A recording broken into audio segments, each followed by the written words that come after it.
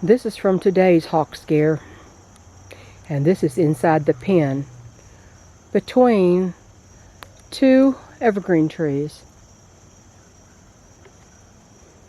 They were all peacefully dust bathing, and then chaos ensued. Hi guys, I wanted to update you on what happened after the hawk attack with Dove. She's fine, no puncture wounds. Her fluffy coat and feathers saved her. But later that same day, Bash and his two girls were actually in the pen. They were under the three sisters. You know, when you first come in my pen, toward the barn, on the left, there are three giant oak trees. I call them the three sisters. One of those was the one that dropped the limb that crushed my fence. These are probably upwards of 200 years old, at least one of them for sure. And, you know, it's right inside the fence, which is a 5-foot fence. And Bash and his girls were under there. And I was actually on the porch, front porch of the house, and I heard that blood-curdling yell. And I didn't see them because that building that's on the left as you walk to my barn, on your monitor, it'd be on the left side of the screen as I walk down the path to the barn gate. That building, well, behind the building is what I'm talking about, right behind. That's where the three oaks are. And I started throwing on my boots as soon as I heard that, but I saw in the space of 3 seconds, Bash run out from there. He ran right in front of the gate. He turned around. He turned around to face the threat. He raised up. He got himself very big. He fluffed out all his feathers, his hackles, and he lowered his head, and he was ready to fight. And it was amazing to see that. I always wondered what he would do. Well, he did exactly what he should have done. I was afraid it would kill him because of the stress at his age. He's going on 8.5 years old now. So I thought, oh gosh, well, the girls didn't want to come out the rest of the day. They were inside. By the time I got down there, I saw a hawk fly away. By the time and I think it was the same type. I think it was a Cooper's hawk. By the time I got down to the gate and I went in there, because when the hawk flew past that opening, I didn't know if he went into the barn or around the back of the barn. Turns out he went around the back of the barn. And Bash and his girls were plastered to the walls and underneath the roofs and underneath the nest box. So they were ready to go back inside immediately. And, you know, I thought, well, maybe a good idea not to let anybody. He wasn't free ranging. He was in the pen. And that thing had to go over a 5-foot fence, down and under the trees. And it was, apparently there wasn't enough barrier. He had his laser sights on one of those hens, probably. If he was attacking Bash, he was not too smart. And of course, as my friend reminded me, who's a veterinarian, she reminded me, you know, the hawks are migrating now, so, you know, they'll probably be moved on in a couple days. And I said, well, yeah, they're migrating, that's true, so it may not even be one that's used to being around this area. And so, you know, nothing else the rest of the day. Yesterday, you know, there was nothing at all happened. And everybody stayed inside the pen. I didn't let anyone free range, and I hate that because it's beautiful weather, as well as the grass is going to be dying soon, and they won't have a lot of stuff to eat. So, but they were in. Yet then today, I didn't let anybody free range again. I let the main flock out first thing, 8:30. It stays dark longer, so I didn't let them out till 8:30. And it was almost 10 o'clock, and I was headed back down. I was about to be, it was like 10:30. I was headed back down to put them in and let somebody else out when the craziness started again. My husband and I were both at the door. We ran out the door, threw on our shoes. I said, you don't hurt yourself. I'm going to get there first. Because he can't walk very fast. And when I went down there, they were all in the barn. This was the Bantam Cochins and the Easter Egger girls. They were all in, and they were lining the walls of their coop, of the pens that they occupy, and on the floor and back under stuff. Oh, I went back out and I counted, and everybody was there.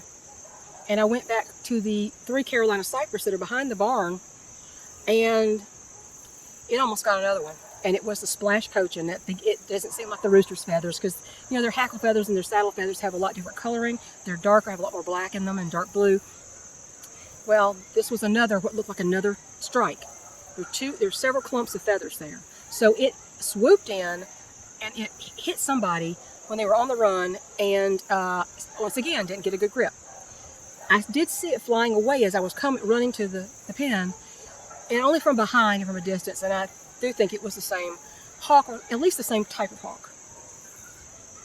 Well, last night, barred owl constantly. I've seen this owl has been calling outside my window for days.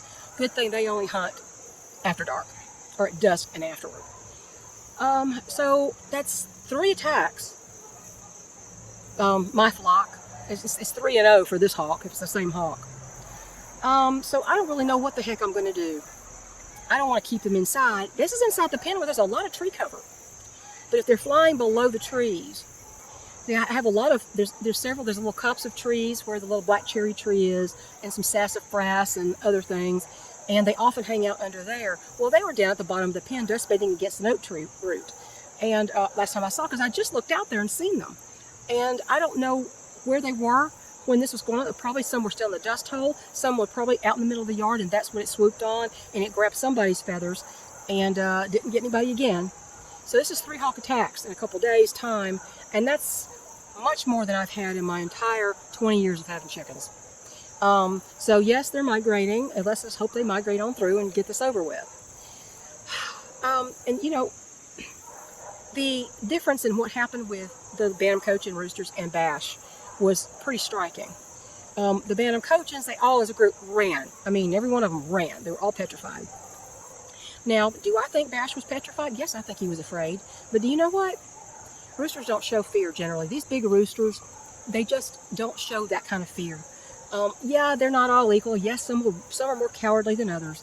But I just don't think that Bash is, he proved to me that he's the fighting type. He would take on a predator for his hens. And would you take on a predator for your family? Interesting segue there, right? Got to get out of the sun. Hang on. I hope you can hear me. In Springfield, Ohio, the Haitian invaders, I'm not going to call them migrants. They're not wildebeest. They're not migrating. They're being bussed in and dumped in towns that don't deserve to be inundated with that kind of garbage. Yeah, I said garbage. The Haitians are killing ducks and geese in the park. I saw a picture of one carrying a Canada goose. They're beheading them. They're cooking them in the park. A lady saw one. She recounted it in detail about this Haitian neighbor. Her cat was missing. She finally looked in the backyard, and they had the cat strung up on a tree, like a deer. Haitians eat cats, people. This is their culture. Just like the Chinese and the Koreans eat dog.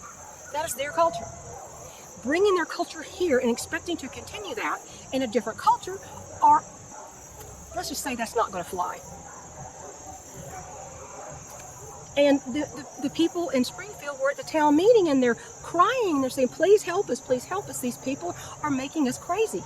They're throwing trash everywhere. They're trashy.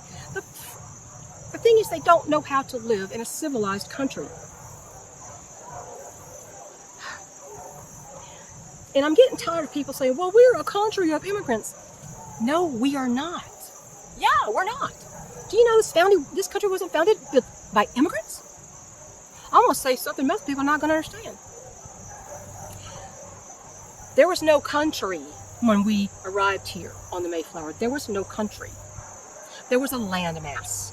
There were tribes that were at war with each other. There were native tribes. They had their own customs and culture each, and they're killing each other. But there was no unified anything. There was no spirit of America. There was no America, technically. There was no United States, absolutely.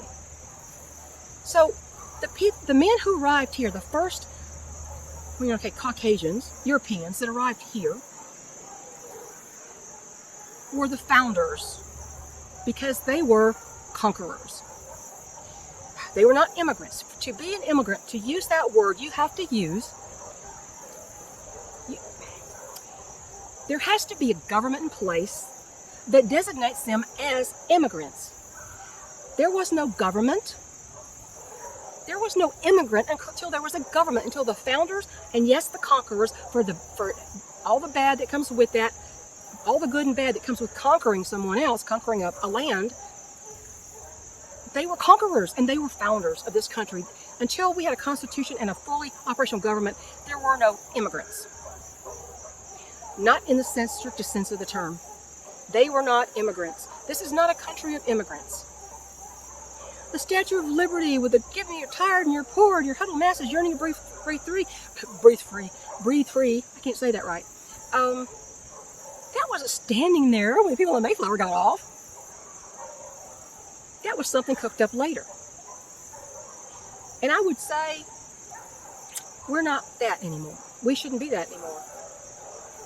You can't mix cultures. The culture that practices voodoo with cultures that practice Christianity. You don't mix them.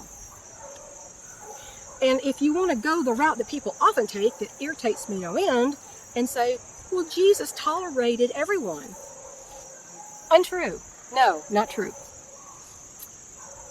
He didn't come and have his sit down with sinners and people who weren't like him and pagans. He wasn't somebody who sat down with them and said, oh, I'll accept you just like you are. He never said that. What he said was, you are forgiven, go and sin no more. He said, change your ways. He said, go and sin no more. Now, yes, that was Old Testament. That was not in the age of grace. Our salvation is not based on works, but it is based totally on grace. Faith apart from works.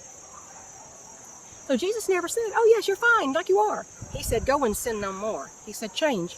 He required you to change. Under the law, you were required to change. So I don't want you to use that excuse. I don't want you to use the excuse that we're a nation of immigrants. No, we are not. When someone like the Haitians, or Hamas people, whoever they are, whoever the Muslim hordes are that come here, they are not coming here to assimilate into our society. They're coming here to take it over. And if you have seen the interviews I have, they have said as much. They have admitted that that is the case. They didn't come here to become Americans and embrace our way of life and our morals and our values. They came here to do exactly what they've done and ask for more. So, are you ready to defend your flocks, your family, your property, your pets against invaders, conquerors? Are you going to fight the conquerors? Because I'm telling you, if you let the Muslim hordes take hold in this country, we will devolve into complete anarchy. Do you want a theocracy? I don't think you want a theocracy. That was actually what Brigham Young wanted to establish, a theocracy, so that the church ran the government. That's what the Muslims want. They want their people to lord it over everyone else. Everyone else is an infidel, unworthy of their consideration. So, what are you going to do to protect your flock? What are you going to do? Your chicken flocks, your animals, your goats, your cats, your dogs, your children. Many children have died since this invasion began under the Harris-Biden administration. You have to say Harris-Biden because Biden didn't have a brain cell to his name. I'm hearing a lot of rumors about what's going on in the White House with him right now, and I won't really repeat those, but I'm sure Alex Jones can tell you. And the thing is, Alex Jones usually doesn't say anything without a little bit of evidence to back it up. Not trying to push Alex Jones on nobody, okay? He's an acquired taste. He's been persecuted. He's been persecuted to the max. Anybody on this channel that says, we don't tolerate this, are you going to be persecuted too? Tolerance is how countries die. Diversity is how countries die. So no, it's not, it is true what's going on in Springfield, Ohio. I saw somebody said, I called my friend, who's my best friend, and asked if it's true. She says, yes, it is true, and it's horrible. They don't know how we live. They don't care how we live. They intended to come here and be the animals that they are in their slum third world country. Take advantage of everything they can take advantage of. They didn't come here to assimilate. Mark my words, that's not what they're doing. But I'm telling you this stuff is true because at the debate tonight, they're going to bring it up. They're going to say, oh, fake news, fake news. Did you hear about the woman who stomped the cat on its head and then turned it around and ate it? Now, I don't know if she was Haitian, kind of ties to the Haitian community. But then they talked about the city council. People keep saying they're killing our ducks and geese and they're eating them in the park. It's not rumors, it's true. Sometimes rumors become true, you know that. Most often conspiracy theory becomes a real conspiracy and the truth. It always has been, just it doesn't take you believing it for it to be true. It doesn't take you believing it to be true. No matter what you believe, the truth is the truth. So, are you ready to defend yourself and your property? Thank goodness I don't live anywhere near where these people are at the moment. But you know what? I see people filtering up here that I haven't seen before. And it's obvious they're not from here. And I'm seeing more of that. So I don't know if you want to say the wildebeest are moving in. The wildebeest are moving in. Migrators. I don't call it migration. Right now it's an invasion, especially when it's tied to China, Muslim countries, and definitely Haiti.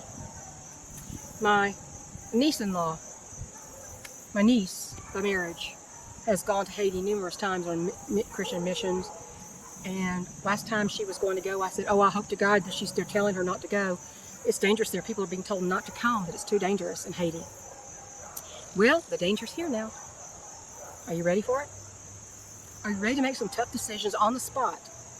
Because there may not be time to go through a PowerPoint presentation to figure out what you're going to do. You need to be ready to act. So, wish me best with my little hawk invasion. Nuisance predators are the exception to the you can't kill hawks thing. This one's becoming a nuisance. If it's the same one, it appears to be the same type. So we'll see what happens with that. Do my best. I've said I haven't had a predator kill ever in my flocks. 20 years of having chickens, not one. But my number may be up. I can't keep them inside the building forever just to prevent that. They're going to have to look out for themselves. And I will be not getting any more bantams. I will be getting a new flock of barred Plymouth Rocks. As soon as I can get in touch with the breeder, send me some hatching eggs. Bye, y'all. Enjoy the debate. Sebastian.